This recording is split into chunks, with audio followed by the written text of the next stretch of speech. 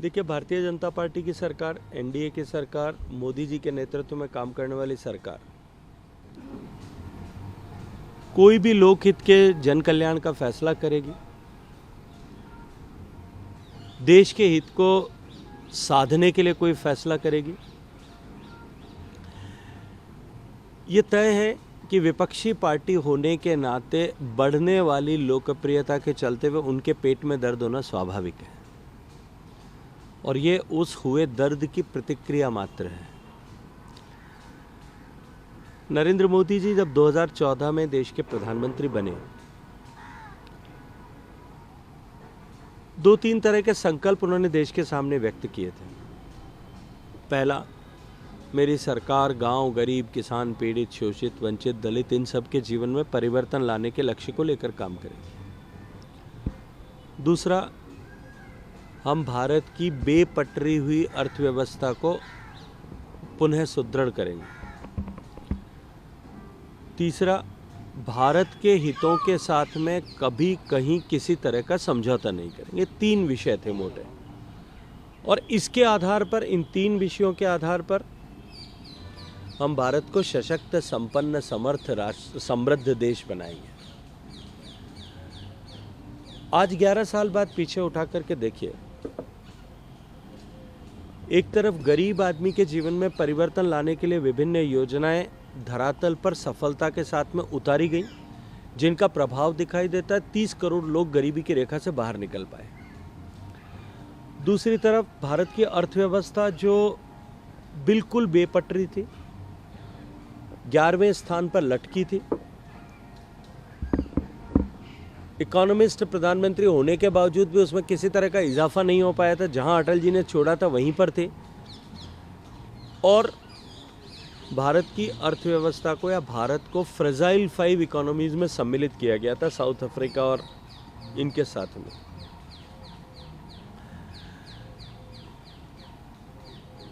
वहां से उठा करके कड़े फैसले करके, बड़े फैसले करके, देश के अर्थव्यवस्था को पटरी पर लाने के लिए फैसले करके आज हम उस मुकाम पर पहुंचे हैं कि भारत की अर्थव्यवस्था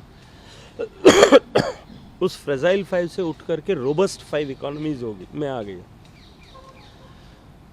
दुनिया के लिए इकोनॉमिक लाइट हाउस की तरह भारत की अर्थव्यवस्था काम कर रही है। हम चौथी बड़ी अर्थव्यवस्था हुए, तीसरी बनने की तरफ आगे तेजी से बढ़ रहे हैं। इस यात्रा में जीएसटी लागू होना, वन नेशन वन टैक्स लागू होना एक मील का पत्थर था, एक बहुत बड़ा कारक था। अनेक कारक थे, उसमें बहुत बड़ा कारक था। अर्थव्यवस्था सुदृढ़ हुई, उससे लेकर के आज हम उस मुकाम पर आकर के पहुंचे कि जब जीएसटी हमारी लागू हुई थी, उस समय 1 महीने का जो कलेक्शन पहले शुरुआत के दौर में था, वो लगभग 60 से 70 हज़ार करोड़ रुपए के बीच में होता था। वहाँ से लेकर के अब हम ऑल टाइम हाई अगर मैं देखूँ तो 2,34,000 करोड़ पार कर चुके हैं 1 महीने का कलेक्शन।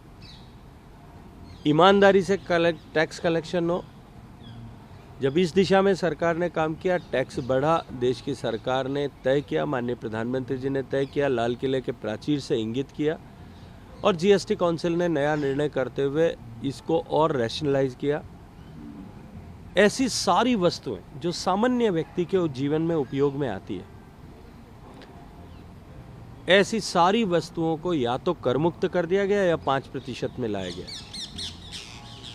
सिन गुड्स को छोड़ दें, इसके अतिरिक्त बाकी सारी वस्तुओं को 18% के दायरे में 28 से घटा करके लाया गया। पर्यटन मंत्री होने के नाते अगर मैं बात करूं तो होटल्स का रूम टैरिफ 1,000 रुपये तक पहले फ्री था, अभी भी है। जो अधिकांश नंबर ऑफ रूम्स हमारे हैं वो 7,500 रुपये से नीचे के रूम्स होते हैं। 7,500 रुपये तक के रूम टैरिफ पर जीएसटी को 12% से घटा के 5% कर दिया गया, और शेष 18% में यथावत रखा गया, उसमें वृद्धि नहीं। ये जो निर्णय किया गया, इसके चलते हुए सामान्य मानवी के जेब में टैक्स कम होने के कारण से कुछ पैसा बचेगा।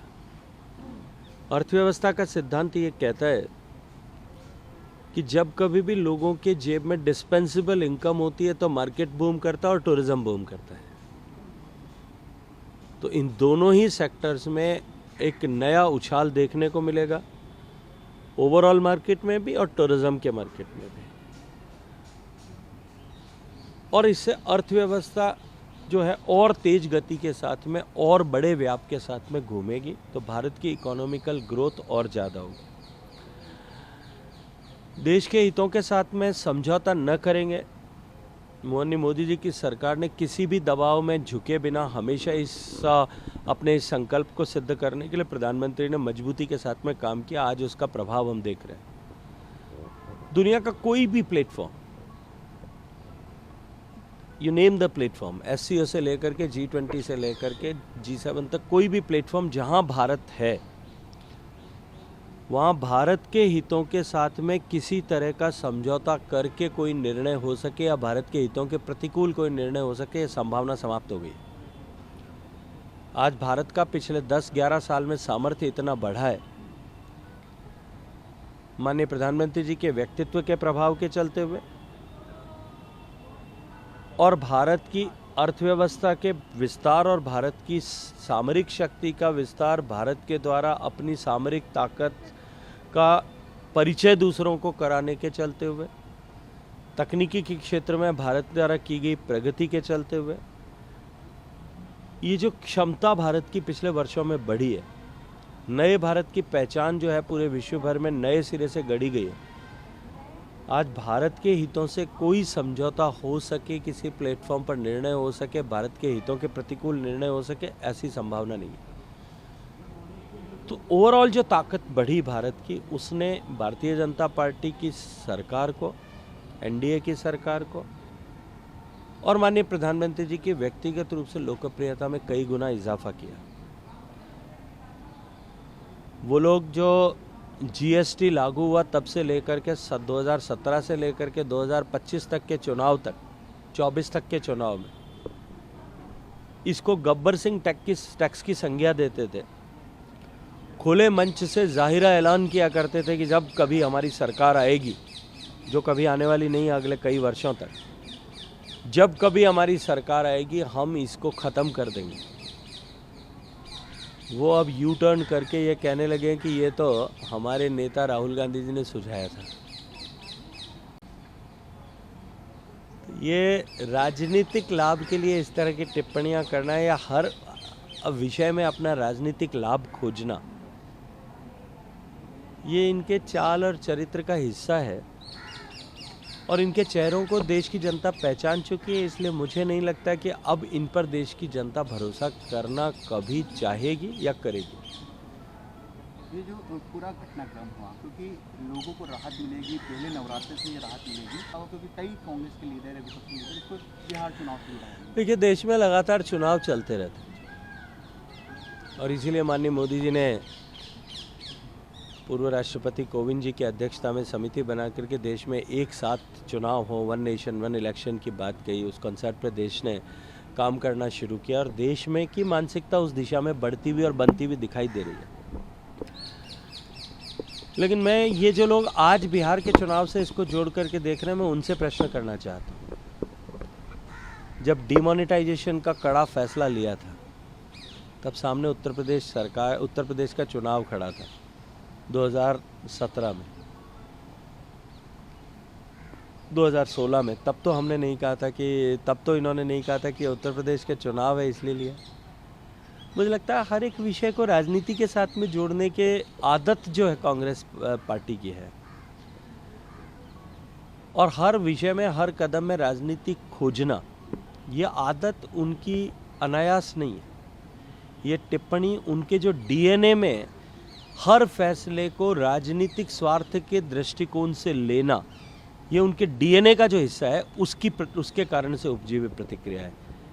ये माननीय नरेंद्र मोदी जी की सरकार है, ये भारतीय जनता पार्टी और NDA की सरकार है। यहाँ फैसला राजनीतिक स्वार्थ के लिए नहीं, कुर्सियों पर बने रहने के लिए नहीं, सत्ताओं की प्राप्ति या प्राप्त सत्ता को बनाए चिरस्थायी रखने के लिए नहीं, अपितु केवल और केवल गरीब के कल्याण और देश के हित के लिए जाते हैं। अब उनको इसमें राजनीति दिखाई देती है तो उनको उनका दृष्टि दोष मुबारक है। एक बड़ी मुद्दा ये भी रहा कि जब बिहार में यात्रा निकाली जा रही है राहुल गांधी और उनके सहयोगी दल के द्वारा, उस दौरान एक ओछी टिप्पणी प्रधानमंत्री जैसे पद पर बैठे व्यक्ति के जो माता जी है उनके ऊपर लेकर की है। किस तरह देखते हैं आप? देखिए, प्रधानमंत्री जी की माता जी के लिए जिस तरह की टिप्पणी की गई या किसी भी की भी माँ के लिए किसी तरह की टिप्पणी की जाए, क्योंकि माँ जो है वो व्यक्ति विशेष के साथ में नहीं जुड़ी। Mother is an institution in our country. माँ धरती माता से लेकर के गौ माता से लेकर के और जन्मदात्री माँ तक वो एक संस्था है, उसका जो है परिचयक है। उसके लिए अनर्गल भाषा, ओछी भाषा का प्रयोग करना, ओछी टिप्पणी करना, ये दुर्भाग्यपूर्ण है। लेकिन मुझे लगता है कि ये भी कांग्रेस के डीएनए का हिस्सा है, क्योंकि माननीय मुख्यमंत्री अशोक गहलोत साहब जो कांग्रेस के वरिष्ठतम नेताओं में से एक है, थोड़ा सा राजनीतिक फिसलन में चले गए, वरना अभी शायद जो वह कांग्रेस पार्टी के अध्यक्ष होते।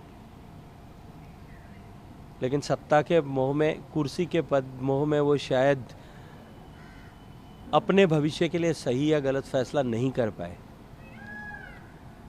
उन्होंने भी इस तरह की टिप्पणियां सरेआम मेरी माँ के लिए की थी। तो माँ किसी की भी हो, उसके लिए अगर इस तरह की टिप्पणी की जाए तो वो दुर्भाग्यपूर्ण है, अनुचित भी है, अशोभनीय भी है और निंदनीय भी है।